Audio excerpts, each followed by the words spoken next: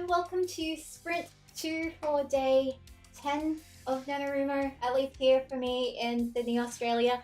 And I now have breakfast. I somehow never managed to finish eating breakfast before I start Sprint 2 in the morning, despite taking half an hour for a break. Oh man, I may get interrupted this time to get the door because my cat is out of cat food, so his cat food is coming today.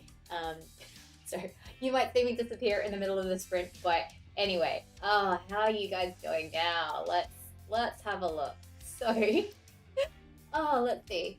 Steven says, I just had an awesome idea for the chapter I just finished, and now I need to add it in, changing so much. And no, this is so pivotal, it cannot wait until dev edits. Oh man, I feel for you.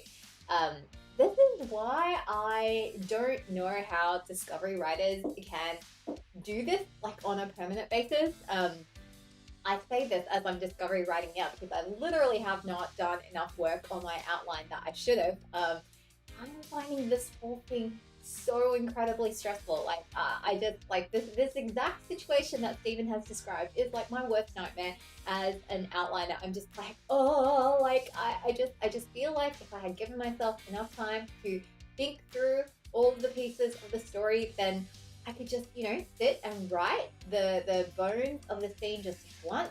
And then I would prefer all my revisions not to be like huge, large scale, like delete everything or no, sometimes it's not even about deleting it, but it's just like, wow, like the, changing motivations of the characters going into the scene. So now, it's still the same two characters, it's still the same two locations, but like, all of the dialogue, all of the actions, all of that needs to change, which is just like writing a new scene, basically. So just, I don't know how you guys deal with it. Like this would drive me mental and I would be so depressed.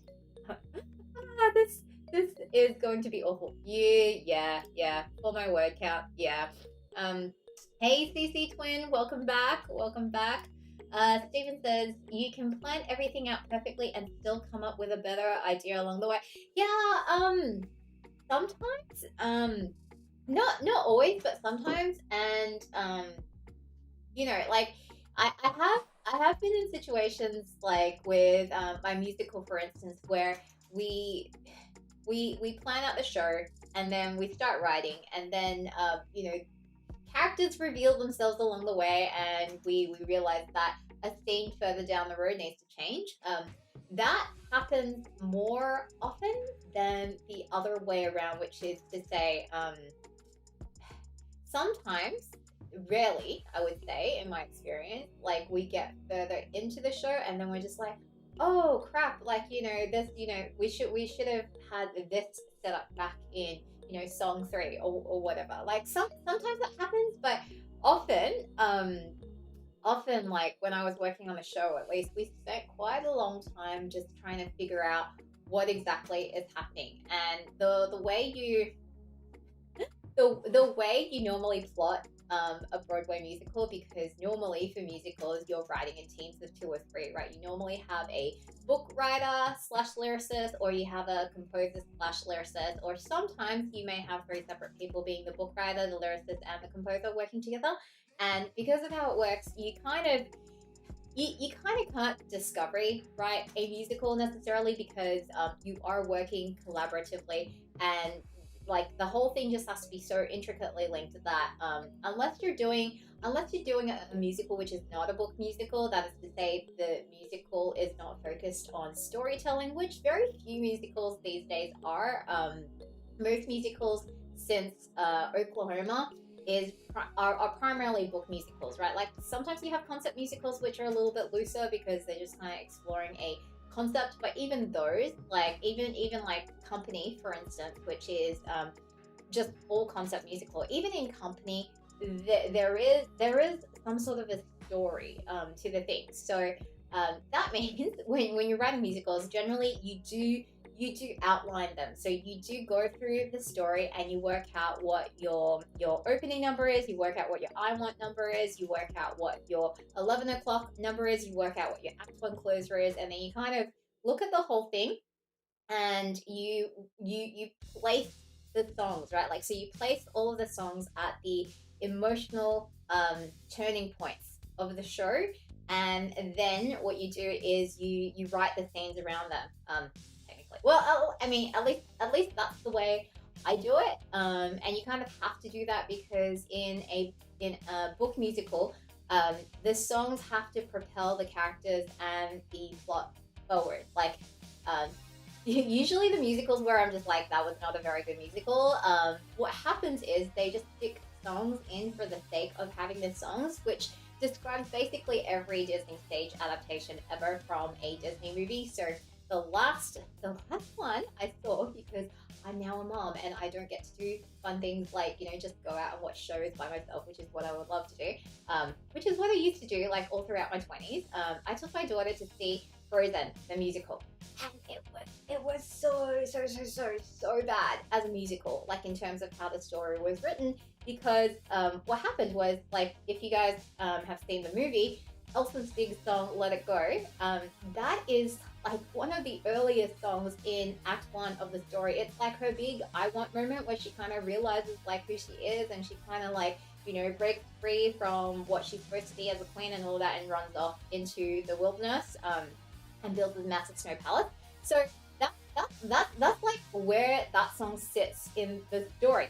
Now, in the stage musical, they need a massive, big finishing number to land on the end of Act One, because that is like that is where you want to put your big power ballads and things like that. Think like Defying Gravity in Wicked, for example. And so they stuffed all of these pointless songs into all of Act One, just so they could close Act One with Let It Go. And in musical theatre, at least Act One, when we say Act One, which is like the first half before intermission, it's kind of like a large chunk of the show. Usually the intermission break is kind of like Act 1 plus 2 in a 3-act structure. And so what comes after the intermission is just really Act 3 in a book, but we call it Act 2, the second act in a musical. So yeah, the pacing and the story for Frozen the musical was just like all over the shop. Anyway, that was a massively long digression from Stephen's original point, which was like, can you plot everything out perfectly and still come up with a better idea along the way? Yes, but I do find in like 90% of the cases, like that's kind of it's kind of not the norm for me, because if I do enough work up front, I can get to a point where I can have a better idea, but unless the idea is just, not going to be unless the idea is a game changer, I may not necessarily change it, just because, like, from the whole self-publishing thing of like, you need to be publishing frequently and consistently. Sometimes that just kind of doesn't work out. Like with my second children's book at the moment, I'm just like, maybe it would have been better to do this instead. But alas, I'm already like, X number of months in, like 4 or 5 months in, and I'm just like, I've already done half the illustrations. Like at this point, to pull the plug and to redo it and redo all of the illustrations, like that is not an acceptable cost to the project that I'm willing to take, and it will be fine. People will still buy it. Like it may not be as good of a book as it could have been, but it kind of gets to the point where it's like, well, this isn't art. This is a business. I hope to earn an income from it, which does mean that I do have to draw a line somewhere. CC Twin says, I plot a paragraph summary of each chapter and just write. Yeah, like that. That is a good way to do it. Like essentially, if you look at the index card method or like the save the cat method, it kind of works on those principles. Just like using a slightly different layout and format. I've got to. You know what? I will maybe try that for sprint 3 or maybe the back half of this particular sprint, because once I get to the end of the scene, I'm just going to be like, I need to work at acts 2 and 3. Anyway, who else is here? Hey, Neville Soup, what's up? Steven says, that's a long way of saying if you just write fast enough, you can change it. Yes and no. I suppose if you are like a super fast writer and you can just sit down and knock out like, 2,000 words in an hour. You know, like yeah, like for sure. And there have been times where like if you can be in that flow state and you're just like, I just know how this goes and I can just go, then yeah, like you can change it. But like I know for me at least, I do not have the skills to do that. Like for me to like throw out an entire scene and then start from scratch, like you guys have seen how long it takes me to actually set up a new scene and get going. So yeah, not feasible for me at this stage of my journey anyway. Nettlesoup says, I finished my thing. Now I just need to jam another 500 words or so into it to make today's goal. The last chapter came out at 4K words. Hey, that's really good stuff. Like honestly for me, I think chapter lengths between 3 and 6K just, they feel right to me.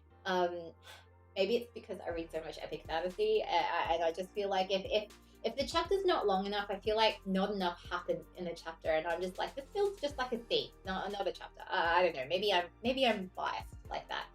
All right. With that said, let's kick into it and get some more words down on the page, because I realize I've just been like chatting for 10 minutes now. And since I have gotten some feedback that the length of the sprints are kind of confusing when I'm just kind of playing it really loose, I have got ourselves a timer. So on the right hand side of the screen, right underneath sprint number 2, there is going to be a timer that pops up, and it will let you know how long we're going to go for. At the minute, I've got it set to 50 minutes, so that we shall check in like, oh, I don't know, closer to like half past or something. I can't do math in my head. All right, let's go.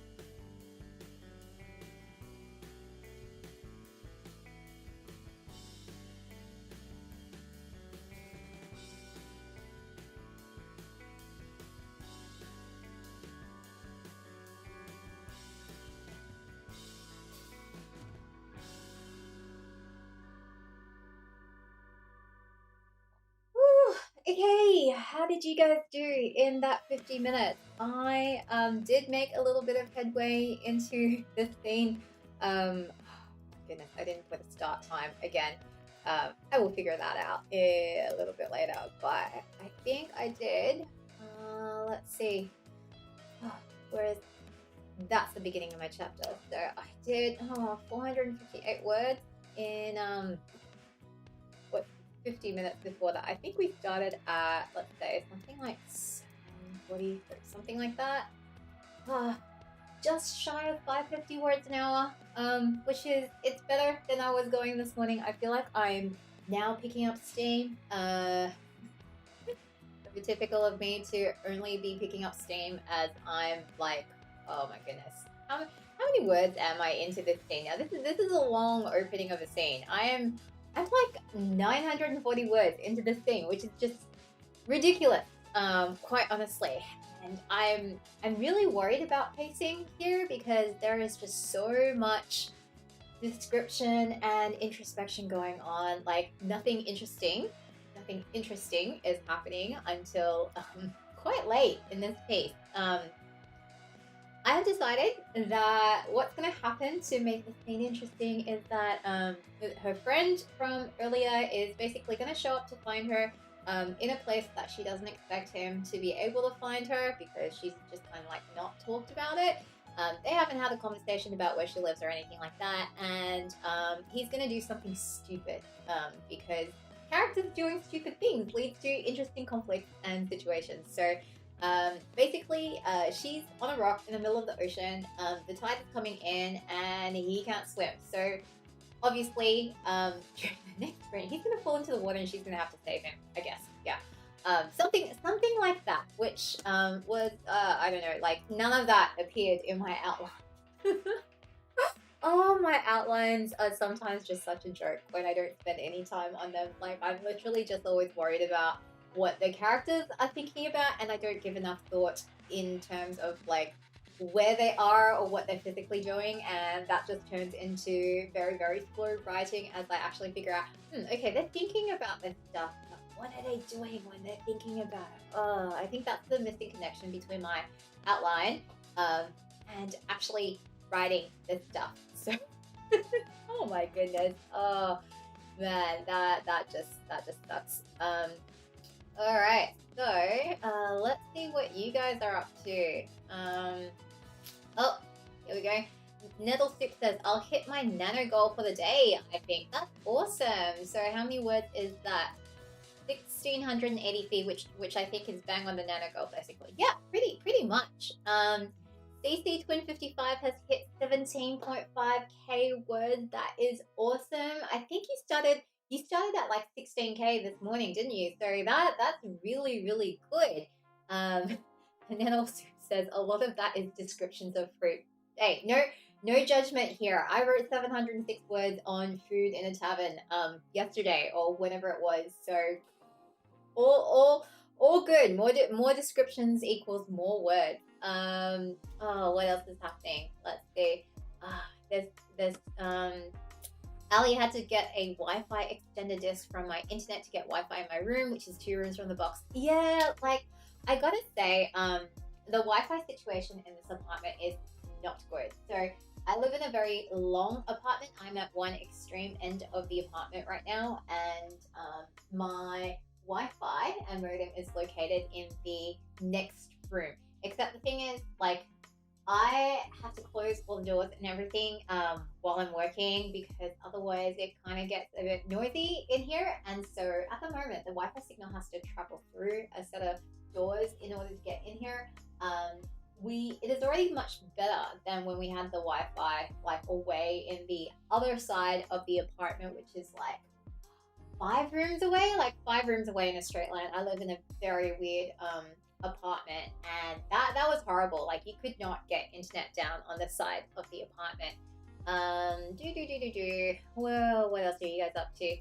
Emma, welcome. Emma had 602 words. 50 minutes is a bit much for me, so I did 25 and then read the rest. Yeah, I think that's like sprint length. I think a variable for people.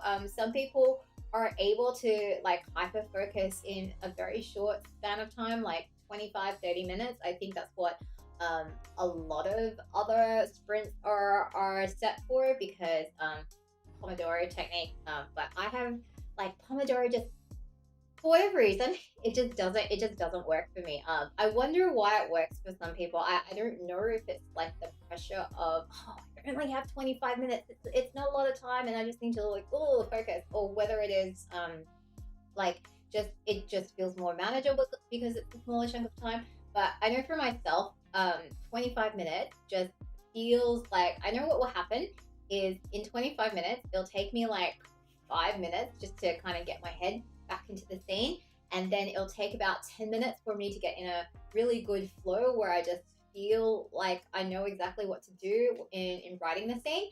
And then 10 minutes after that, like the sprint cuts off, and I'm just like, wait, no, I want to keep going because now I was in a really good spot.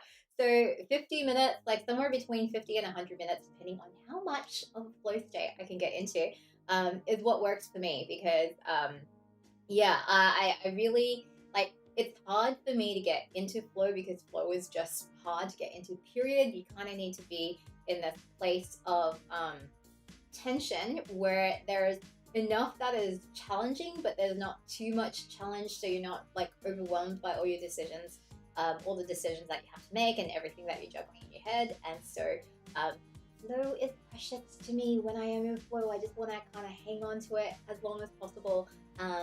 And sometimes it works out really well, and I just like stay in flow for like 3 hours and completely lose track of time. And at the end of 3 hours, I've accomplished a massive amount of creating.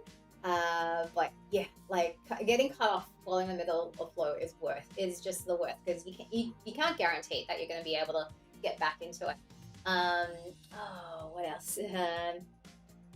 Nettle Scoop says, it stops me tabbing out if I have a time goal to streams and such. Yeah. I think that is a big reason why having a timer can be really powerful, because you just consciously keep thinking about that ticking clock in the back of your head. Steven says, Pomodoro doesn't work for me either. I do write in bursts, but not with the intervals of 25 minutes, just writing and 5 minutes thinking. I need more flexibility in writing and thinking. Yeah, like I feel like when you've got quite yeah, I feel like maybe when you're kind of somewhere in the middle of the continuum that is discovery writing and outlining, you kind of need that flexibility, because sometimes you run out of outline to think about what exactly you're doing next, but you're kind of not, you don't want to stop exactly and just go full into outlining mode, and like when you're not very comfortable with the extreme end of discovery writing, I can't just sit there and have words just come out of my fingers onto the keyboard. I actually tried doing Write or Die combined with Pomodoro, and if you haven't heard of it, Write or Die is this application where if it does not detect you typing more words, it will go and delete things that you have already written. And all I know was it was just like an extremely stressful experience for me. I was just like, oh god, I don't know what to write, but I have to keep typing, and if I don't keep typing, it is going to delete everything that I've written. And it just got to the point where I would have prose in my scene, and then it would just be followed with a string of, I do not know what to type. I'm literally just typing things that I don't know what to type. And because for me, I don't know if this happens to you guys, but when I type, like as I type out the words sound in my head like I am mentally reading them to myself as I type. And so if I'm typing things which are not about the story just for the sake of typing the words out, like I literally cannot think of anything else other than the words that I'm typing. So it ended very badly, let's say. Emma says, depends on my mood and where I'm at in my process. At this point, I've got a super detailed start to finish outline, so sprints work well because I'm just plugging away. That's awesome, and I really wish that I was in your position, Emma. I'm so envious right now because look at the outline that I have on the screen, guys. It's such a non-existent mess of like literally potential chapter titles. That's it, really. Um, all right, and on that note, I think what we shall do. Oh man. Emma says that sounds very stressful. Yeah, no kidding. I think um it does work in a way in that it forces you to type, but I just found that the whole, words being like, and the worst thing is, like, you can see the words like backspacing themselves off your screen as you sit there panicking and the whole thing goes red. And for me, that was just a little too much flight or fight reaction triggering. Like I literally finished it like feeling like I was being chased by a predator or something. It was so stressful. Oh man.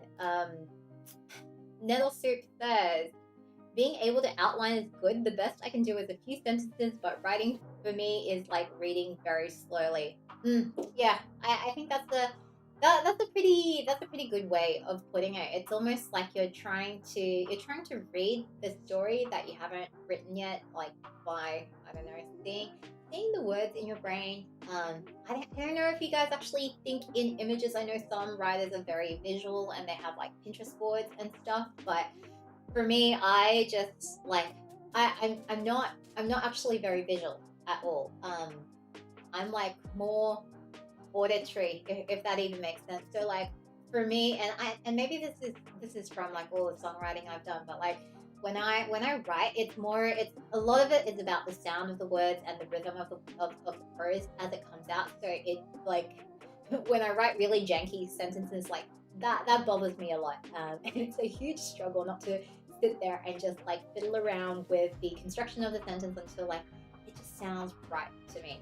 Um, Noodle Soup says, it does make it enjoyable though. I don't know what's going to happen until it does, at which point it suddenly all clicks together. I'm as surprised by the story that comes out as anyone else. Yeah, like literally, two of the people in my writers group, like being myself and Seafoam Fungus, whom you guys have seen popping up in some of these sprints, like we're normally very structured people in both our personal lives and our professional lives, and both of us are coming into Nano, and our whole writing Discord is just full of us going, this just happened in my story. I had no idea what was going to happen. I did not plan this. What is happening? Like, it's just all full of like, what is happening reactions, literally. All right, anyway, on that note, I think what I shall do is put another 50 minutes on the clock, and my goal for this next one is to finish off the thing so I can finish off this chapter and we can call this entire act 1 of this novel done. That is my goal. Oh man. Oh, all right, last thing. Stephen King says his method is to think up interesting characters and then place them into a difficult situation, go from there and see what happens. Yeah, I think that's probably the most useful advice I can think of for discovery writing when you're not a discovery writer, because it is just so hard, I think, when you don't have any sort of prompts to propel this story on. Anyway, currently my prompt is somebody is about to fall into the ocean, somebody who can't swim, and the tide is coming in. So let's see where that takes me, shall we? All right, guys, let's do it. Let's get some more words down on the page.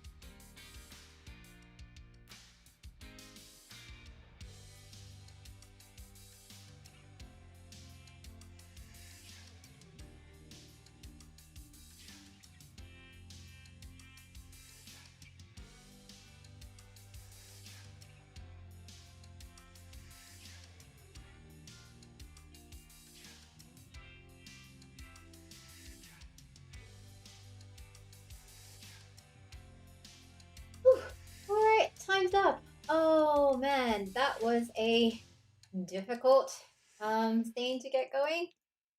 Characteristically, I am still not done with the theme. Why is it so hard? Oh my goodness, I don't even know. Um,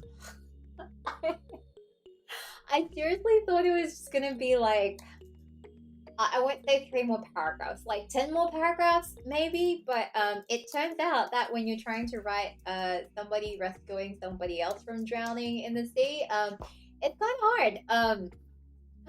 Oh man, I did not figure out my timer again. What's 9:38? Oh, this is probably something like um we probably started something like that. Yeah, something like that. That'll do. But 590 words per hour this time round. That's pretty good. I'm happy with that pace. So close to the end of the scene. I will definitely finish it in the first half of the next sprint. So that is all well and good for me. But this scene has completely veered off from what I was planning. They like literally in my outline. Like I'm still up here basically where like her friend has just shown up. Like there has been no conversation so far because he's just fallen into the ocean, and now they're like trying to get back to shore before the sun sets, because being like far out at sea is probably not a good idea when it's about to get dark and there is like you don't have a boat or something. So discovery writing. What is this? What is happening? I have no idea. I literally have no idea. Oh man. Seafoam fungus has just broken through 12k. That is awesome. That is really good. That is very, very good. Nettle soup is almost at 18k total, but absolutely done for the night. I think that is a good point to stop. Honestly, breathe. Breathe.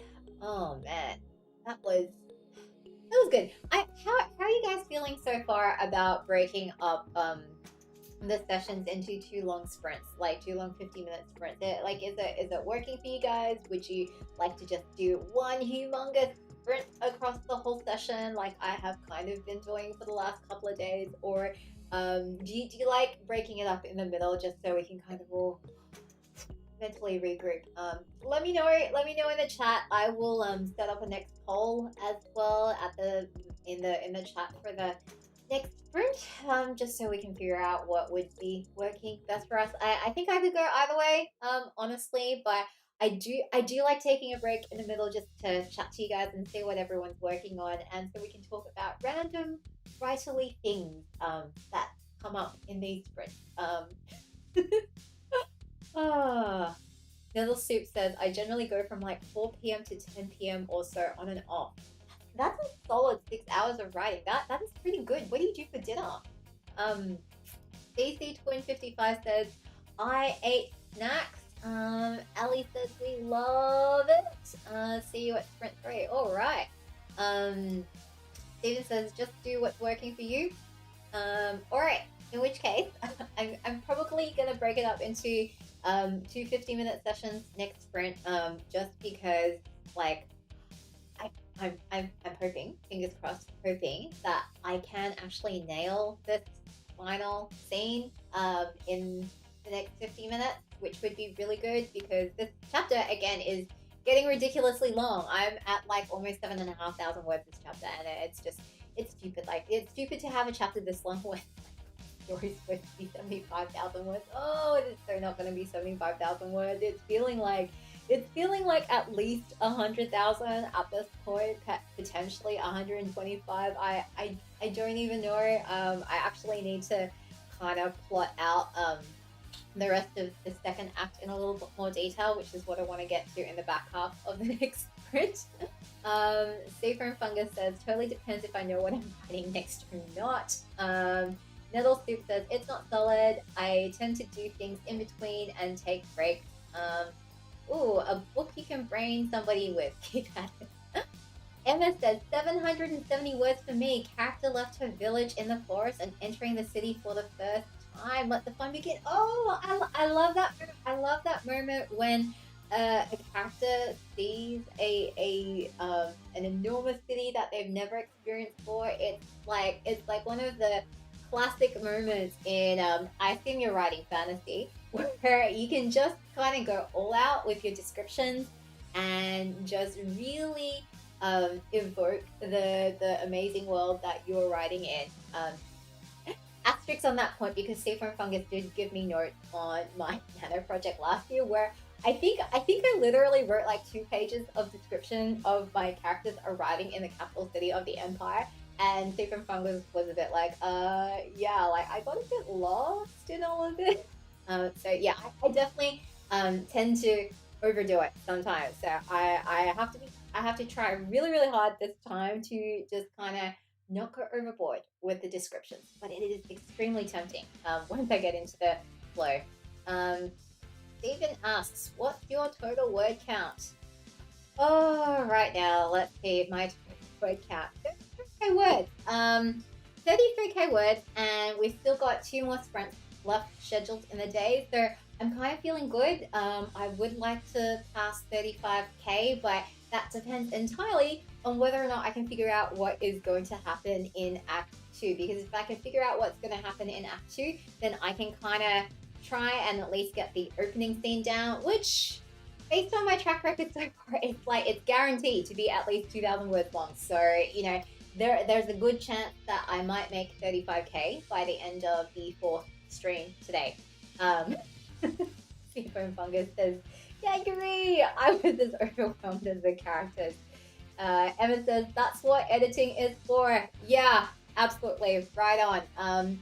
Although I'm definitely avoiding going back to revise that project. I kind of keep putting it off because I'm just a bit like, oh, that was just like a project I wrote for fun just to see if I could actually finish Nano and write a coherent story, and it turned out I can.